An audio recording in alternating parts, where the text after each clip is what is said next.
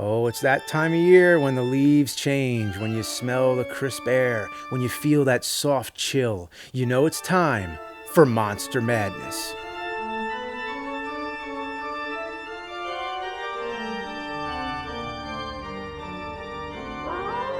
But this year, the TVs turned to static. The gremlins tore through the movie screen. So, rather than reviewing films, this time we're going to take a little trip away from the movies to get out there and absorb the very spirit of Halloween. We'll get down to the bare essence of the spooky season. I'm talking costumes, decorations, candy, haunted houses, and horror conventions. These are the things that make up the DNA of Halloween. So carve your pumpkins, turn out the lights. It's Cinemassacre's Monster Madness. Screams not on screen.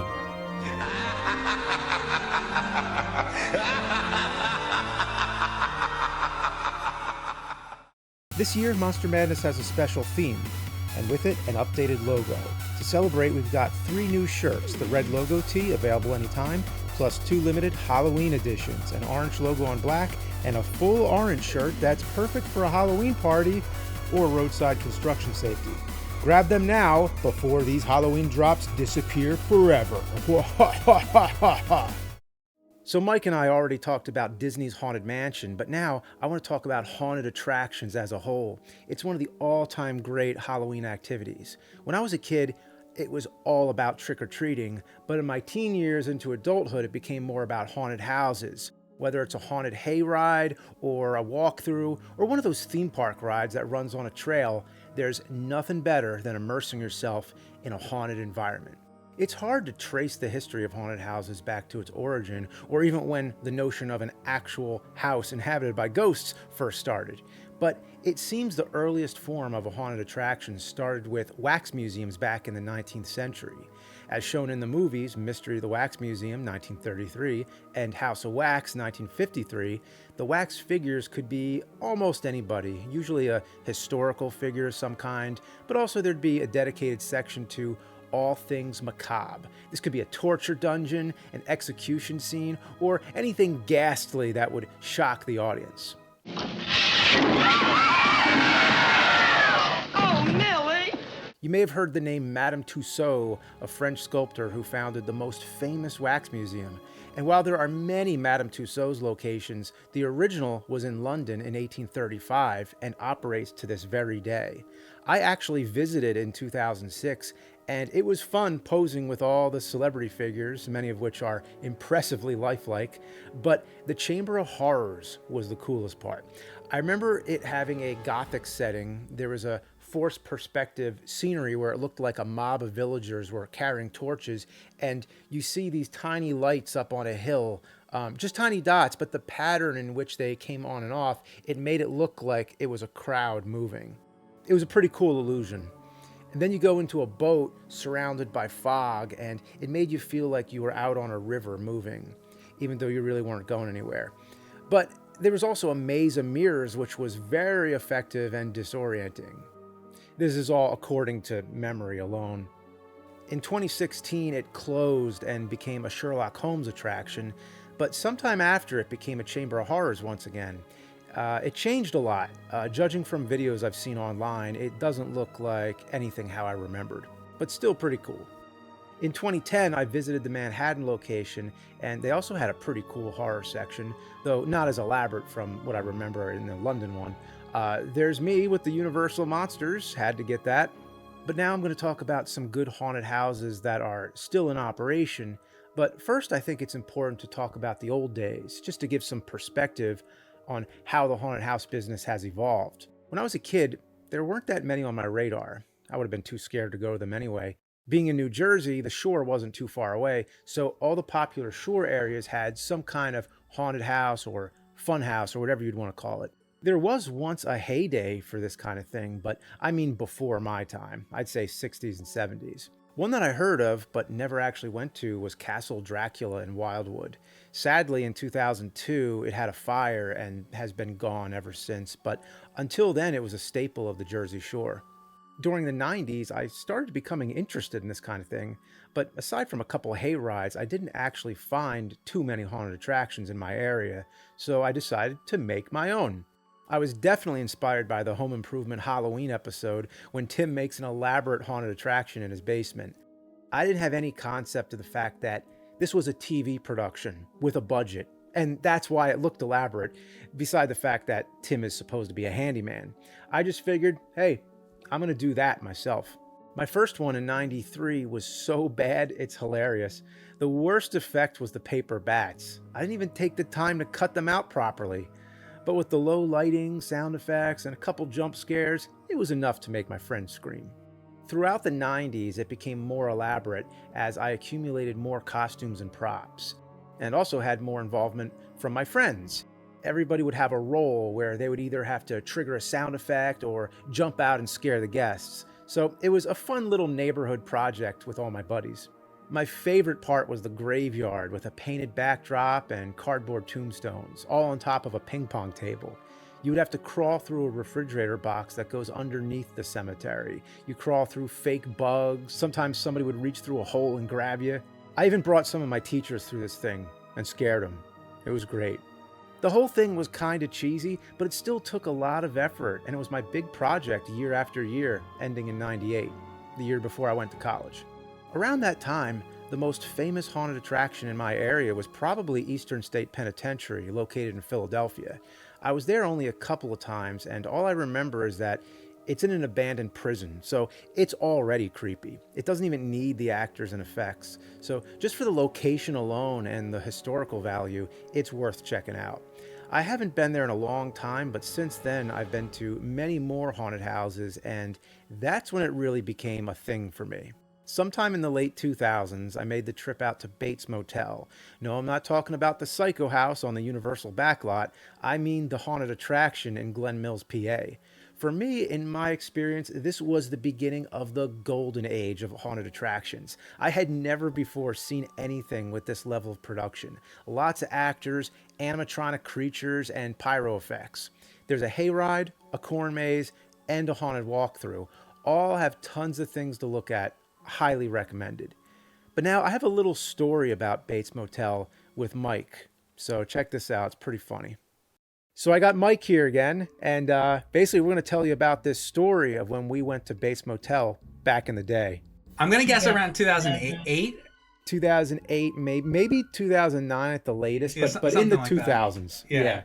You remember when we got there, there's a long line, and there's a guy who is trying to get rid of some tickets because he said that he bought them and then his friends couldn't make it. Now, these tickets looked pretty authentic to us. Nothing seemed fishy. I mean, after all, we're like, who's going to scalp tickets to a hayride? Well, we weren't even thinking of that. The guy just, honestly, like, he wasn't sketchy at all. He just seemed like he was coming out, and he very much seemed like legit. They didn't really look like something where he just printed it on his printer. I mean, maybe faded a little. Yeah, we were walking in to go buy tickets, and like before we got to buy tickets, like this guy was like, "Oh, I think he was something like, we can't make it, and I got these extra tickets, so you guys can have them." But he basically said like, "I'll sell them to you for cheaper than what's there." He's like, "I'm just trying to just get some money back for it because of all the friends not making it." And we're like, "Oh, okay." And he's like, "Yeah, because that line over there, I mean, that could be like." Not just the line to buy the tickets, but also the line to get on the individual rides. He was saying like, oh yeah, I mean, it could be like 3 hours, but these are the VIP tickets too, so you'll go straight. And they were very long lines, yeah. Yeah, so we're like, okay, I mean, that sounds cool. So we just bought them from this dude. And then we went on the, I think the haunted house part first. Not a problem. And the VIP tickets, yep, it's sent us straight to the front of the line. I remember that haunted house was really cool too. It had a really cool like effect where you're like walking over the floor, but it like looked like you're gonna fall and stuff. It was a cool haunted house. Yeah, lots of cool stuff. Like I think like the ceiling was like kind of collapsing at one point, and yeah, animatronic creatures and stuff. And so then we went on the corn maze, and we went through that. Is that where they chase after you with like Leatherface and all? There's like the clowns and all that. Yeah, like lots of stuff was going on there. There was so much there, it's hard to remember. But great effects, really cool time.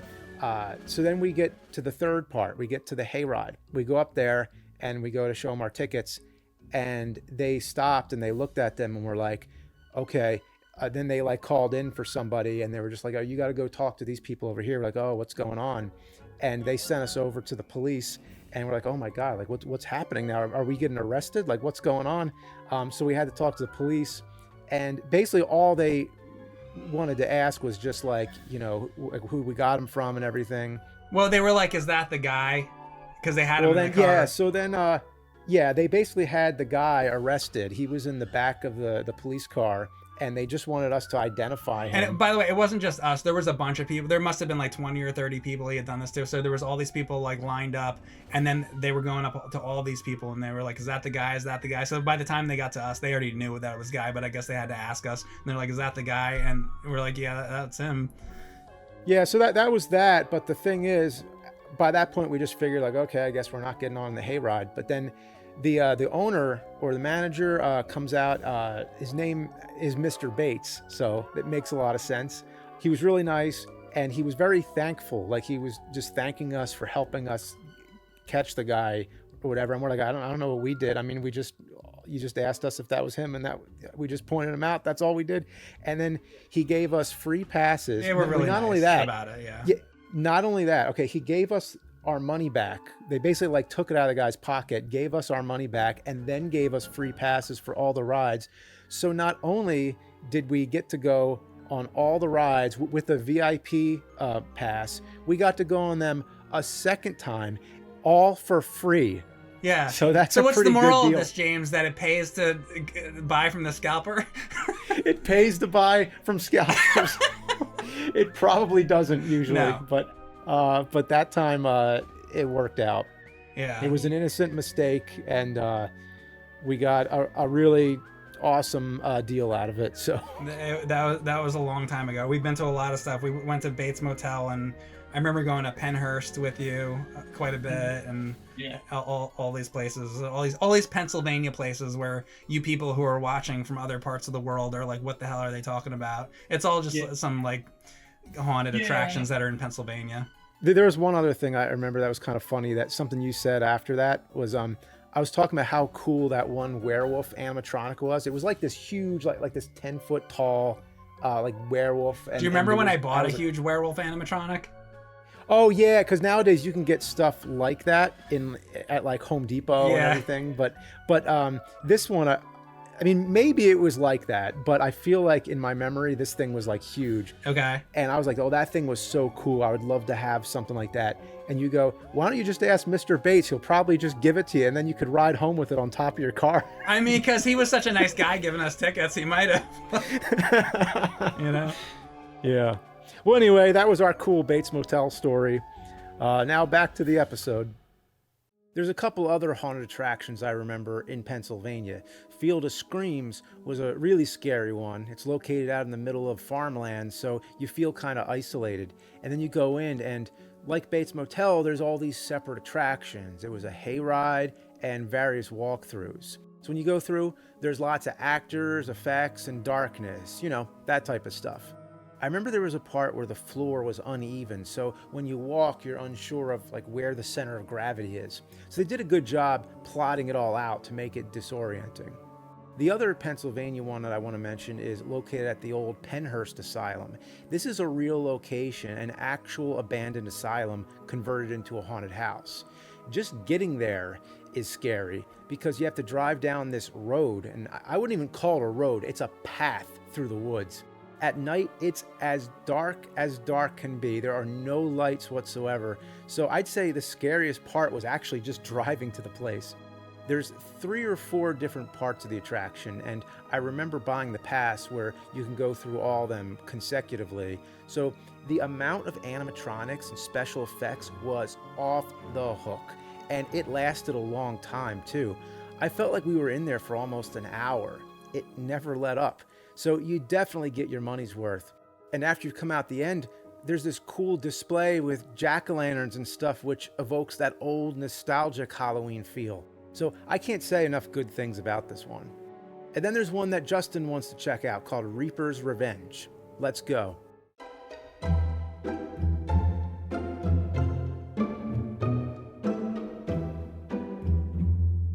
I'm here with Justin. Now, Justin told me about this amazing haunt called Reaper's Revenge. And we're here. We just went on the whole attraction. And holy shit, it's amazing. It's like the best one. Oh, yeah. This is my first haunt of the year. This is 2025.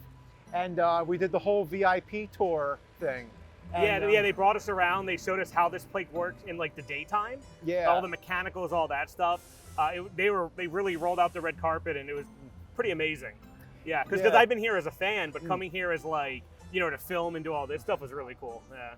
Yeah, so it's basically like a whole behind the scenes thing for the media. It was us and a bunch of like, you know, other YouTubers and newscasters and stuff. Yeah, and as someone who, you know, you build your own haunted houses sometimes and stuff. So like, what do you think of like the behind the scenes? Oh, it was amazing. Like I definitely have a huge appreciation for this type of level of production and like how much effort goes into this thing. Yeah, considering there's a war zone behind us. Yeah, we just came out of Sector 13. We'll explain the whole thing. Yeah. So basically this one works a little bit different than other haunted houses. There's a hayride that takes you to the haunted house. You go through a bunch of crazy shit, and then the hayride takes you to another area, and so on. Yeah, you're in one big line.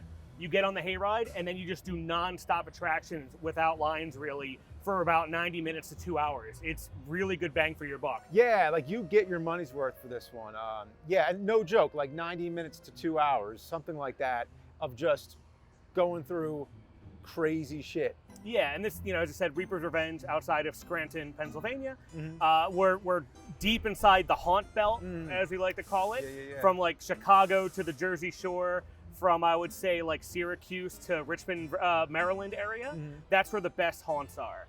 And especially the 13 haunt, which is a group of haunted attractions around Philadelphia. This is the most northern one. Wow. But you know, the same group also has Penhurst Asylum, which is really awesome. And there's a lot of other good haunts on that list that I go to almost every year. Because you know, you're big on movie reviews and movies and all that. I'm a huge haunt guy. Usually like every weekend I might do 3 during you know. So I might do like 20 in October. And that's like anywhere from backyard haunts to hell houses, which are like the weird religious ones, to doing stuff like or just these normal ones, you know? Or last year I went down to Universal for their horror nights or whatever. But pound for pound, this is the best experience, I think. Cool, yeah. I even got the shirt here. Had to get a shirt. Oh, forgot to forget, there's shit on my head. Sorry, it's loud now, we turned off our microphones. Because on the haunted hayride, they'll mark you, like they come out and put like a blood ritual kind of thing, and then the rest of the actors for the rest of the day kind of mess with you. So that's what's going on here. I didn't explain it, so you're aware. Does that make sense? See, you're wearing a hat, you didn't get fucked over. Oh, I guess so, yeah. Yeah. All right, thank you, bye.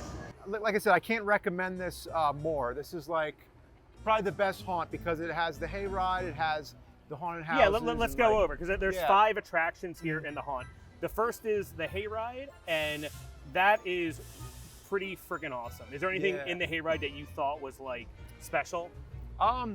Well, it's like, I don't want to give stuff away too much, but like there's a thriller dance that happens at one point. So they will scare you, but they also have a sense of humor.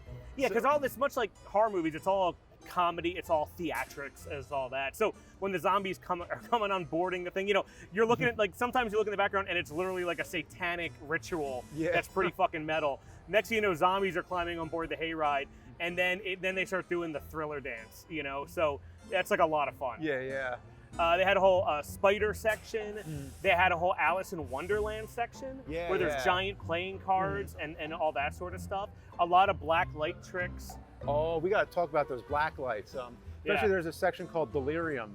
You go through that. It's lots of neon paint and everything. Yeah, that's a walkthrough part, Yeah, and I wore the perfect shirt for it. My shirt was glowing like fuck the whole time. Yeah, now when things pop out of you from the wall, I think we tried putting you put on the 3D special glasses. Yeah, because then the wall paint kind of pops out at you. Yeah. And it's all scary clowns and stuff. So if you have like a clown phobia, that is not the place for you. Oh, and then there's also the whole carnival thing before that. There's a carnival it's section. all like clown themed.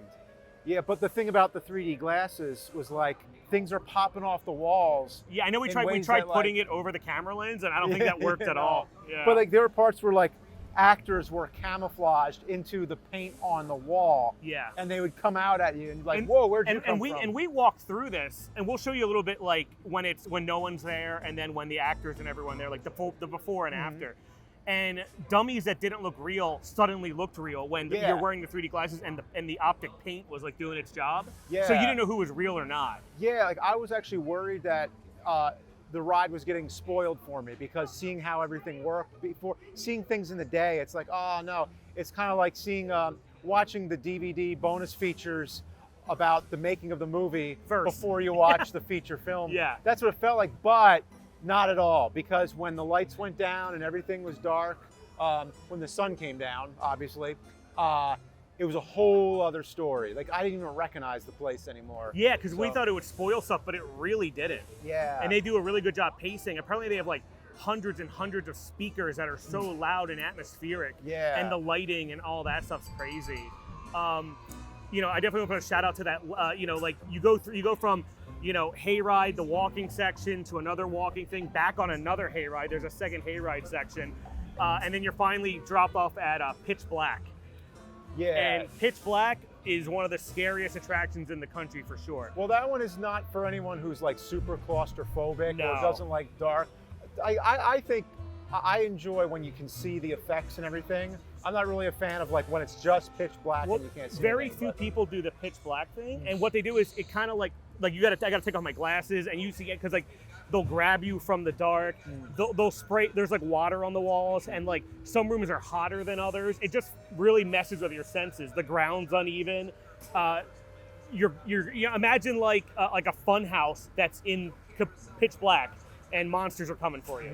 That's what. And it's, some rooms are just strobing sound, like boom, boom, boom, boom. It's just pitch black. We can't even show you any footage from it because it's just so black here. Like that was nuts. Yeah. And then finally the last thing, Section 13, which is that area behind us. Sector 13. Sector 13, yeah. That one's like like an alien or zombie apocalypse where there's like an infection, and like you're going through. There's so much fog. Like there's times where you can't see where you're going because there's so much fog. At first, it's almost like a Mad Max meets like Resident Evil soldier kind of thing. And then it quickly turns into like the zombies break loose, and it turns out there's aliens, and it doesn't make any sense, but it's a lot of fun and pretty, you know, like I don't really get scared on this stuff, but it was a lot of fun. Yeah, I'm so glad we came to this. You know, we kicked off the 2025 season with a banger. I can't wait to go to some more, hopefully this month. Yeah, and this one definitely gets my full 3 stars of haunts kind of a thing. So I have 3 rules that make a good haunt. Okay. Right. Rule number 1. You need really passionate scare actors. I don't care if it's a haunted house or a hayride or Universal Studios or whatever it is. As long as your actors really care, because remember, they're scaring thousands of people a night, and the scares at the beginning of the day have to be just as good as at the end, right? So it is awesome that like when they care. And I used to be a scare actor back in the day at Indian Acres in Medford, New Jersey, and I was there for 3 or 4 years in my high school, college days. So I love scaring people and resetting and doing all that stuff. So you need really good scare actors. Number 2, you need apple cider donuts. As a big guy, nothing's better than an apple cider donut in the fall, and most of these places have them. And I don't really mean like eat some, you just need donuts at a place. I think you need like an area where people can hang out and there's food and drinks and everyone can kind of congregate rather than just you're in and out, you know? And the final thing is you need Rob Zombie music. Did we hear any Rob Zombie music? I'm not sure. There was an area in the Delirium Clown area where I thought there was. Valley of Fear one year went on their haunted hayride. That's another attraction. They did a whole like Mad Max kind of Furiosa thing one year. And when they brought everyone into this rocking area, it played Rob Zombie. And I was like, you know what? That made the experience 1,000 times better. I know they did on Bates Motel. I think they played House of 1,000 Corpses. Oh, that helps. Song. Yeah. So the 3 things you need to make a good haunt, as I said, passionate actors, apple cider donuts, and Rob fucking Zombie. I will be listening to Rob Zombie on the drive home. Oh, absolutely. Yeah. And this is kind of far. For me, it's 2.5 hours away. So if you're ever in Scranton, Pennsylvania, you got to check out Reaper's Revenge. Yeah. Once again, Reaper's Revenge. All right, time to wrap this up. Hope this took you back to simpler times. I always think back to my old haunted houses I used to make, and even to this day, I carry on the tradition with my children. I'm starting to take them on haunted hayrides themselves, and sometimes we make our own private haunted houses at home. Hope you get a chance to go to some good haunts this year. I often wonder what they're like all around the world, so let me know, what are your best local haunts?